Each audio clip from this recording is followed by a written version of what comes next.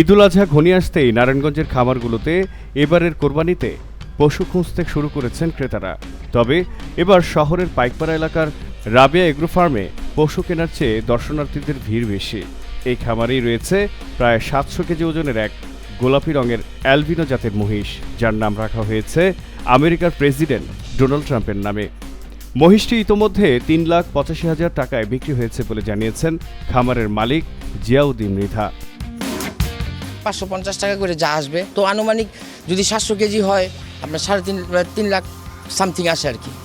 আর এটা বিক্রি হয়ে গেছে। আমরা আমাদের ম্যাক্সিমাম পশুই আমরা লাইভ ওয়েটে সেল করি, তো এটা আমরা ৫৫০ টাকা কেজি লাইভ ওয়েটে সেল করছি। অনেকে কৌতূহলী হয়ে ফার্মে ঢুকছেন ট্রাম্পকে দেখতে, আবার কেউ বের হচ্ছেন ট্রাম্পকে দেখা শেষ করে।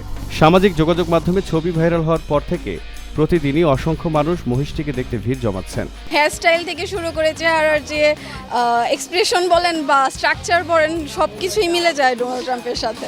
ভালোই লাগতেছে যে এরকম একটা জিনিসও যে হইতে পারে, বা কারো ফেসের সাথেও যে কোনো পোষা প্রাণীর ফেস মিলবে, এটা অবিশ্বাস্য লাগতেছে। ঢুকতেই দেখা গেল খামারের গরু মহিষের দেখাশোনা করা রাখাল জুবায়ের, মুকারিম ও আহাদের সঙ্গে। কৌতূহলী মানুষের ভিড় সামলাতে তারা ব্যস্ত।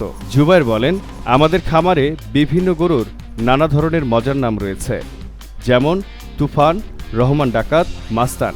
এর মধ্যে আমাদের ফার্মের মালিক জিয়াউদ্দিন মৃধার ছোট ভাই নুরুদ্দিন আহমেদ মজা করে এই গোলাপি মহিষের নাম রেখেছে ডোনাল্ড ট্রাম্প। তাকে দেখাশোনা করা আরেক রাখাল মোহাম্মদ খালেক বলেন, 10-11 মাস ধরে মানে পালতাছি। আর যে দানাদার খাবারটা সেটা হলো এই ভুসিটা আছে, ভুসির লগে যেমন ভুট্টা আছে, সয়াবিন আছে, খেসারি আছে, মাছকালাই আছে, গমের ভুসি আছে, মানে ওরা যতটুকু পরিমাণ খাবার দানা দেওয়া হয়।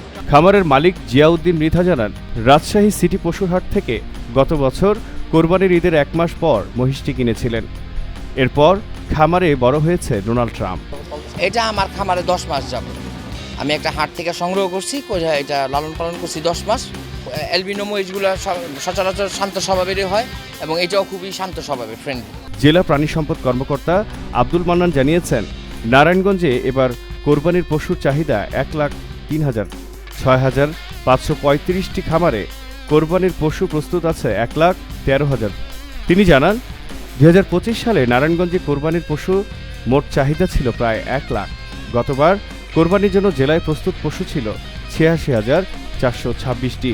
ফলে গত বছরের চেয়ে এবার নারায়ণগঞ্জের খামারগুলোতে পালন করা গরুর সংখ্যা বেশি। নারায়ণগঞ্জের গরু ছাড়াও জেলার বিভিন্ন হাটে দেশের বিভিন্ন প্রান্ত থেকে কৃষকরা তাদের গরু নিয়ে বিক্রির জন্য আসবেন।